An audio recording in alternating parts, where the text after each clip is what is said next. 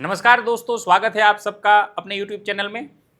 जैसे कि पिछले वीडियो में भी हमने MCQ किए थे, आज वापस अच्छे कंसेप्ट के MCQ जो कि आने वाली एग्जाम में आने के चांसेस ज़्यादा है।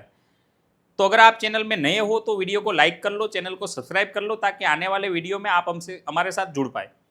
ठीक है, अपना सेशन शुरू करते हैं, नए MCQ देखते हैं आज। देखो यहाँ पे, जैसे कि पहला MCQ दे रखा है यहाँ पे, which of the following is the correct representation of the unit given below. Unit and measurement काफी अच्छा चैप्टर है और वहां से MCQ आने के चांस काफी ज्यादा है, तो आप उसको हल्के में मत लेना। देखो यहां पे क्या दिया है, किलोवाट आर यूनिट दिया है, करेक्ट रिप्रेजेंटेशन आपको बताना है। तो जैसे हमने पढ़ा है किलोवाट आर में क्या होता है, के जो कि स्मॉल होता है, वोट वाला W बड़ा होता है और आर में H स्मॉल होता है। ठीक है, तो पहला तो डेफिनेटली गलत हो जाएगा, के ही कैपिटल दे रखा है, दूसरे में भी के कैपिटल है, तीसरे में भी के कैपिटल है, ये एक सही है। किलो में के स्मॉल है, W कैपिटल है, आर लिखा है, तो ये डेफिनेटली सही रिप्रेजेंटेशन हो जाएगा। चलिए, तो थोड़ा अगर ऐसे आपको कहीं पे यूनिट दिख रहे हैं तो आप थोड़ा ध्यान से देख लेना। चलिए आगे देखते हैं next MCQ। The angle which a vector makes with x y and z axis respectively are. चलो, एंगल जो कि कोई वेक्टर है एक्स वाई जेड एक्सिस के साथ एंगल कौन सा बना सकता है। देखो यहाँ पे क्या हमने ये पढ़ रखा है, ये एक्स एक्सिस, ये वाई एक्सिस और एक जेड एक्सिस मान लो कुछ ऐसे है, अपना वेक्टर कुछ ऐसे है, मान लो ये वेक्टर ए, ये वेक्टर एक्स एक्सिस के साथ मान लो अल्फा एंगल, वाई एक्सिस के साथ मान लो ये कोई बीटा एंगल बना रहा है। चलो, वाई एक्सिस के साथ मान लीजिए इसने बीटा एंगल बना लिया और जेड एक्सिस के साथ ये एंगल बना रहे हैं मान लो गामा। तो अगर यहाँ पे कोई ऐसा MCQ आ रहा है तो फंस सकते हो, थोड़ा ध्यान से। क्या करते हैं, क्या हमने ये पढ़ रखा है, cos square alpha plus cos square beta plus cos square gamma equal to 1, जिसमें एक्स एक्सिस के साथ ये vector alpha angle, y axis के साथ बीटा और जेड एक्सिस के साथ ये गामा एंगल बना रहा है। तीनों का समेशन 1 होना चाहिए। आपको साथ साथ में ये भी पता होना चाहिए कि अगर यहाँ पे साइन दिया होता तो sine square alpha, sine square beta, sine square gamma, तीनों का समेशन 2 हो जाता। ठीक है, चलो, तो यहाँ पे हम वैल्यू रख के देख ले, जिन तीनों का समेशन 1 आ रहा है वो अपना सही ऑप्शन हो जाएगा, जिसका नहीं आ रहा है वो अपना गलत हो जाएगा। ठीक है, मान लीजिए आपने 45, 60, 45 रखा तो ए ऑप्शन, 45 माने 1/√2 का स्क्वायर 1/2, 60 माने 1/2 का स्क्वायर 1/4, 45 माने 1/2 का स्क्वायर 1/√2 का स्क्वायर 2। इन तीनों का समेशन 1 नहीं हो सकता क्योंकि 1/2 1/2 1 हो जाएगा, प्लस 1/4 तो ये तो 1 से ज़्यादा हो जाएगा। दूसरा देख लो, कोस 45 1/√2 का स्क्वायर 1/2 प्लस कोस 60 1/2 का स्क्वायर 1/4 प्लस कोस 60 1/2 का स्क्वायर 1/4, 1/4 1/4 1/2 प्लस 1/2, ये जी हाँ ये 1 आ रहा है, अपना सही आंसर हो जाएगा। ठीक है, जैसे ये गलत हो जाएगा वापस 45 45 60, ये नहीं होगा, ये नहीं होगा, ये हो जाएगा 60 60 45 60, ये भी आ सकता है। ठीक है, तो दोनों ही सही है। एग्जाम में वो तो आपको ऐसा अरेंजमेंट करके दें, कोई रिपीट नहीं होगा। लेकिन फिलहाल ये तीनों एंगल की ऐसी पेयर बन सकती है जिसका नेट समेशन 1 हो रहा है, तो ये एंगल पॉसिबल है जो कि वेक्टर एक्स वाई और जेड एक्सिस के साथ ये एंगल बना रहा है। चलिए आगे देखते हैं हम। Third, the number of significant figure in all the given number. Significant के सारे रूल आप अच्छे से देख लो, 1 से 9 तक के सारे डिजिट सिग्निफिकेंट है। 0 जो कि बीच वाले 0, स्टार्टिंग 0 और एंडिंग 0 की बात हो रही है, बीच वाले 0 सारे सिग्निफिकेंट है, आगे वाले 0 कोई सिग्निफिकेंट नहीं है, चाहे डेसिमल दे रखा हो नहीं दे रखा हो, पॉइंट है नहीं है, उससे कोई फर्क नहीं पड़ता। आगे वाले एक भी 0 सिग्निफिकेंट नहीं है। पीछे वाले 0 की बात करें तो जब डेसिमल दे रखा है, जब पॉइंट दे रखा है तब वो सिग्निफिकेंट मानने हैं, और जब पॉइंट नहीं दे रखा है तो सिग्निफिकेंट नहीं मानने हैं। चलिए ये अपने रूल हो गए। तो इसमें तो नंबर ऑफ सिग्निफिकेंट 4 है, इसमें बीच वाले 0 है, 4 सिग्निफिकेंट नंबर, पावर वाले नहीं माने जाएंगे, इसमें भी 4 सिग्निफिकेंट, तो तीनों में आंसर आएगा सिग्निफिकेंट नंबर 4 है। सिग्निफिकेंट के एक बार रूल अच्छे से देख लेना। चलो आगे देखते हैं। Fourth, angle of deviation will be maximum when. चलिए पहले तो एंगल ऑफ डेविएशन क्या होगा, जनरली प्रिज्म वाला मिनिमम एंगल ऑफ डेविएशन वो वाली बात नहीं है, सिर्फ डेविएशन एंगल क्या होगा उसकी बात हम कर रहे हैं। देखो यहाँ पे मान लो कि रे को ऐसे जा रहा है, जैसे यहाँ से ऐसे चला गया, तो ये जा रहा था अपनी एक्चुअल डायरेक्शन में, अब यहाँ से ये जितना मुड़ गया वो है एंगल ऑफ डेविएशन। ठीक है, मुड़ेगा कब ज़्यादा? देखो पहले ऑप्शन में क्या दिया है, glass to water, glass to water. चलिए रिफ्रैक्शन तभी ज़्यादा होगा जब दो मीडियम की रिफ्रैक्टिव इंडेक्स में कुछ ज़्यादा ही फर्क होगा। अब ग्लास का तो 1.5 है, वाटर का 1.33 है। चलिए दूसरे ऑप्शन में वाटर में से एयर में जा रहा है, मतलब 1.33 में से 1 में जा रहा है, फिर ग्लास में से एयर में जा रहा है, 1.55 में से एयर में माने 1 रिफ्रैक्टिव इंडेक्स वाले में जा रहा है, तीसरा तो ऑल कंडीशन सेम दी है।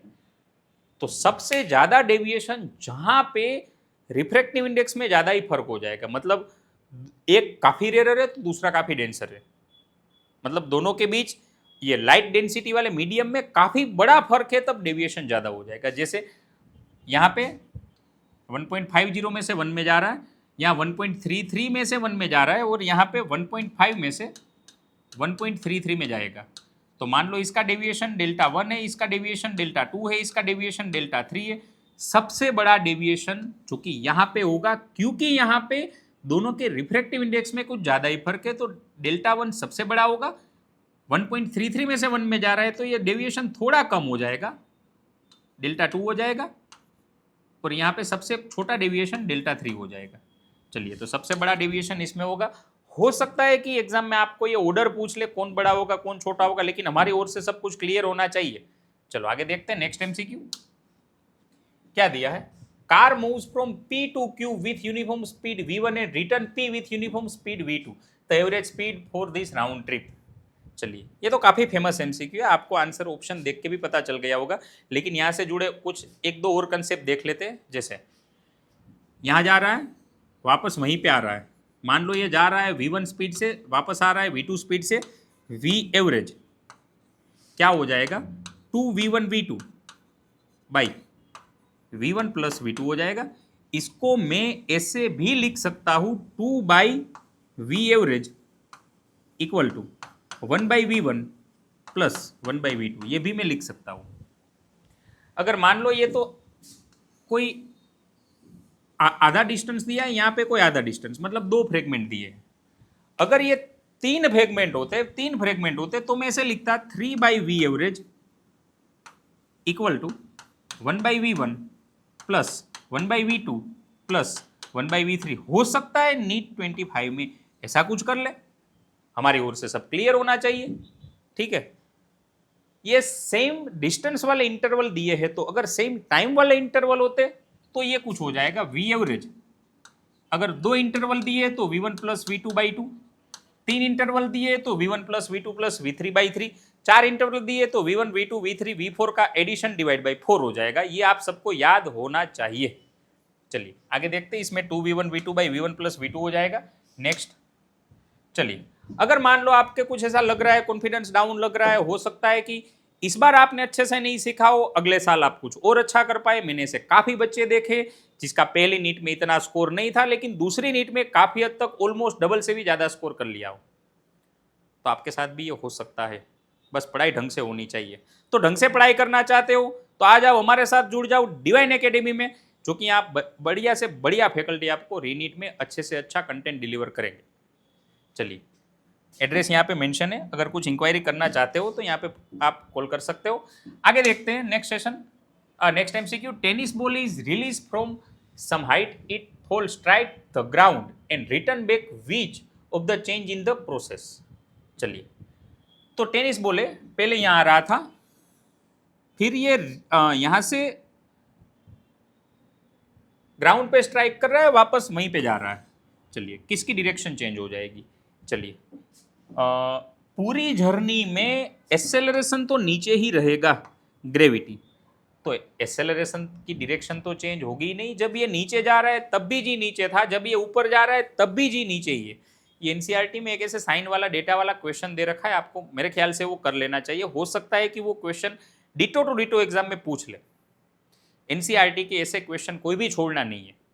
चलिए तो जी तो पूरी एंटायर जर्नी में जी तो नीचे ही रहेगा, तो जी की डायरेक्शन तो चेंज होने वाली नहीं है। डिस्प्लेसमेंट एक्सेलरेशन, यहाँ भी एक्सेलरेशन है।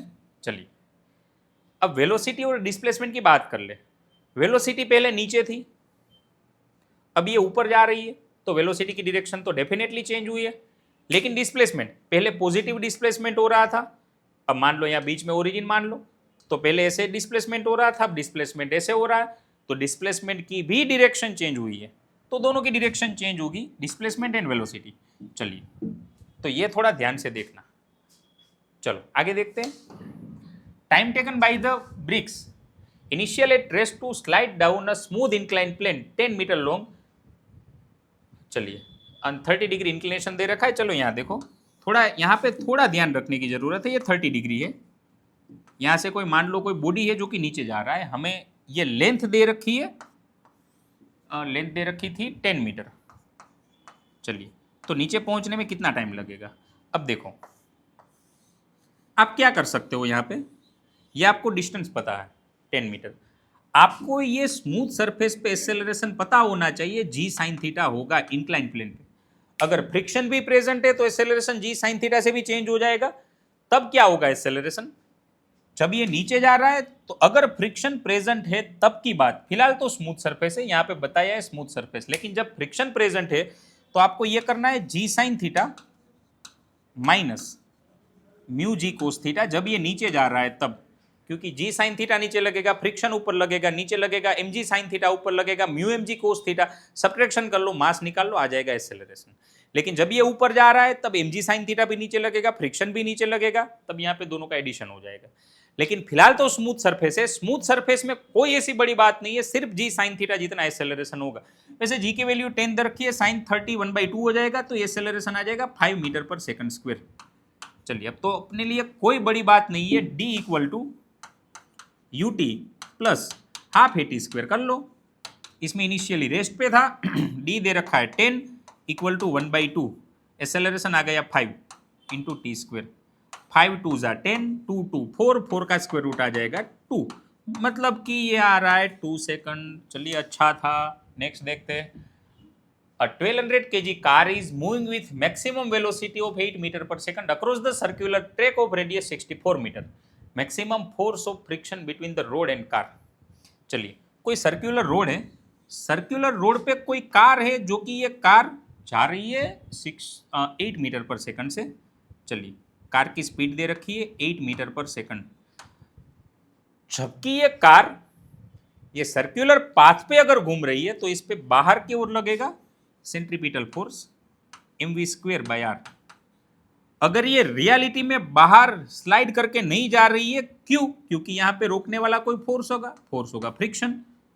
अगर ये दोनों बैलेंस कर रहे तब जाके ये कार ये रोड पे चल पाएगी, अदरवाइज ये बाहर चली जाएगी, ये हमें पता है। तो मैं यहाँ पे क्या लिख सकता हूँ, अपना फ्रिक्शन जो कि एक्ट करेगा mv स्क्वायर बाय आर। वैसे मास दे रखा है 1200 kg।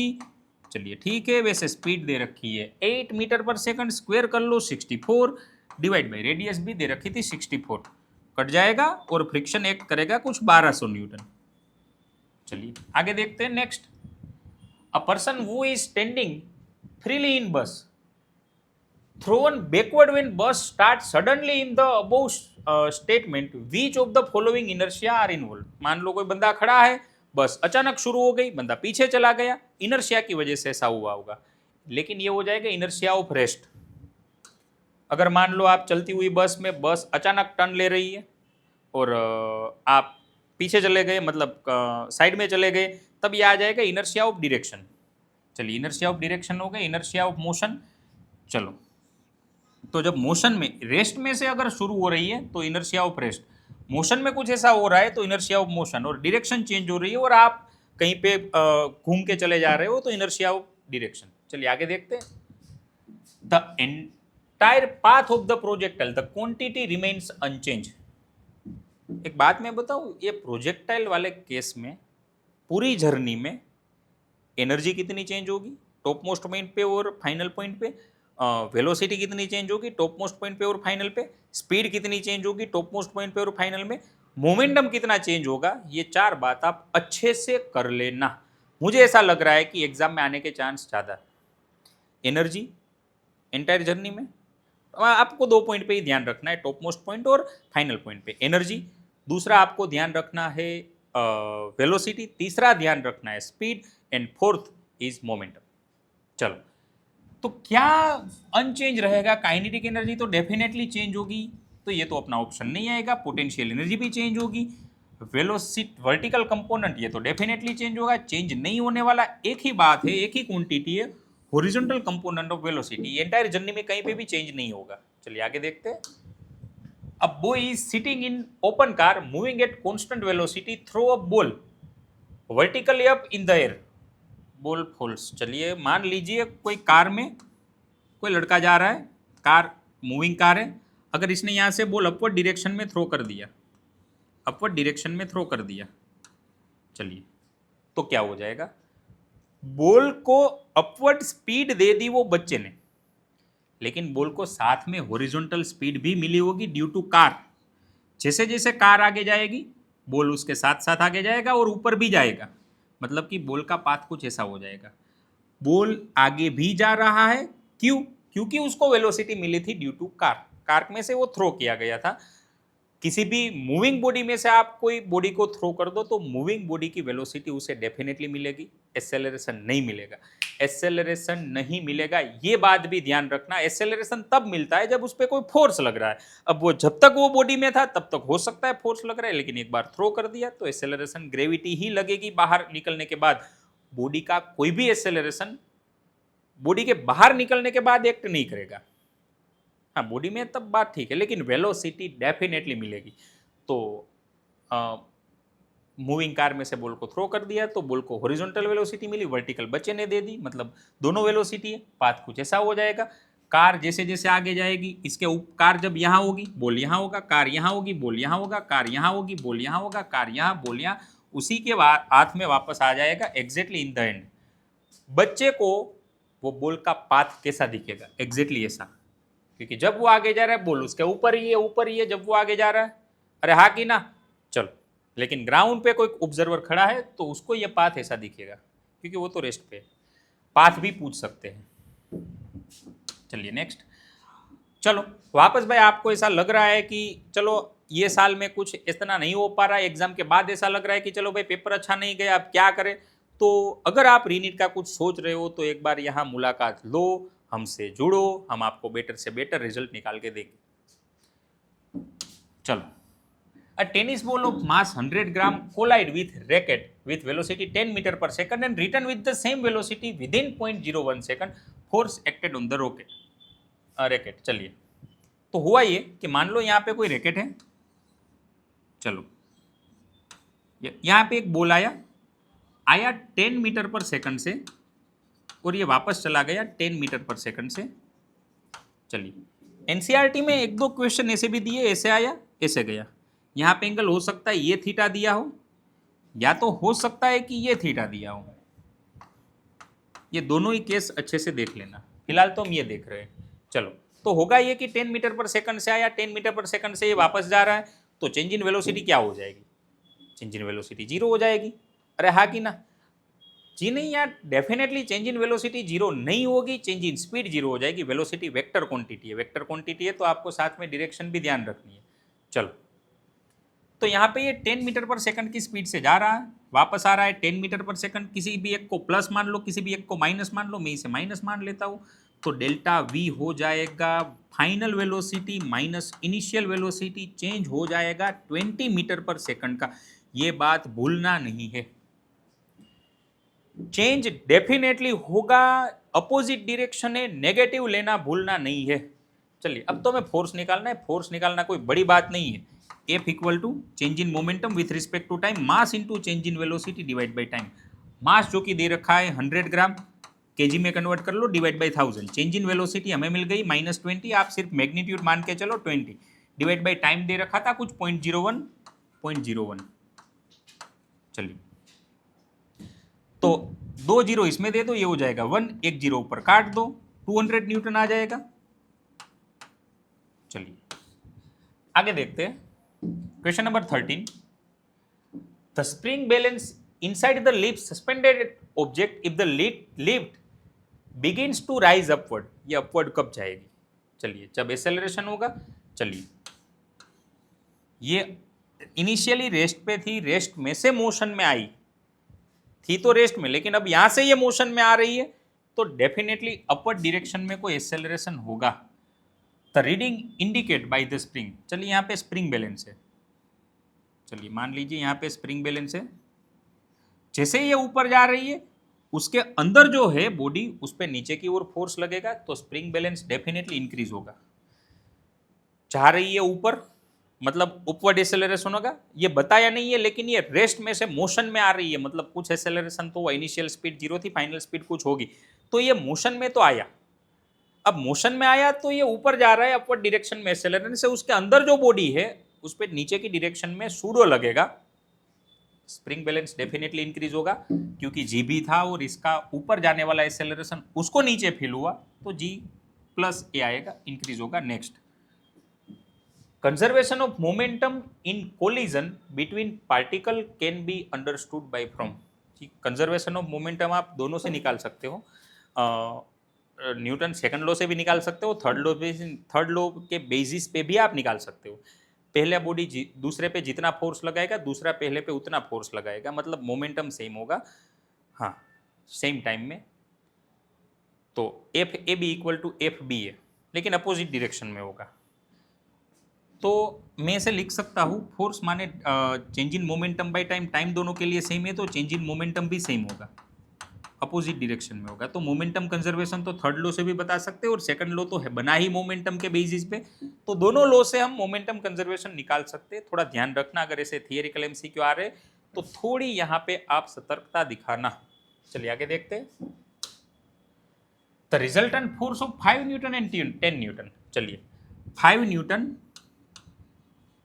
और 10 न्यूटन का रिजल्टेंट मैक्सिमम आएगा 15 न्यूटन, 10 न्यूटन इधर है, 5 न्यूटन इधर है, मिनिमम आएगा 5 न्यूटन। अगर ये दोनों कोई और एंगल पे हो गए तो 5 और 15 के बीच वाला कोई भी फोर्स रिजल्टेंट पॉसिबल है, लेकिन 15 से बड़ा पॉसिबल नहीं है, 5 से छोटा पॉसिबल नहीं है। 5 पॉसिबल है, 7 पॉसिबल है, 6 पॉसिबल है, 4 पॉसिबल नहीं है। चलो, तो बिल्कुल ऐसे अगले एमसीक्यू मैं वापस लेके आऊंगा, आप सबको मेरे साथ जुड़े रहना। तो अच्छे से अच्छे कंसेप्ट कर लो। अभी आप थोड़ा कंसेप्ट देख लो, कंसेप्ट के आसपास और जो भी कंसेप्ट आपको एनसीईआरटी में दिख रहा है वो सारे ही कर लेने। मैं भी यहाँ साथ साथ में जो भी कंसेप्ट आसपास दिख रहे हैं वो सारे यहाँ पे साथ में लेके चलता हूँ, तो आपको भी वो साथ में करते जाना है अपने हिसाब से। बाकी ये सारे कंसेप्ट तो आपको डेफिनेटली करने हैं। मिलते हैं फिर अगले वीडियो में, इंतजार रहेगा आप सबका। मिलते हैं, थैंक यू।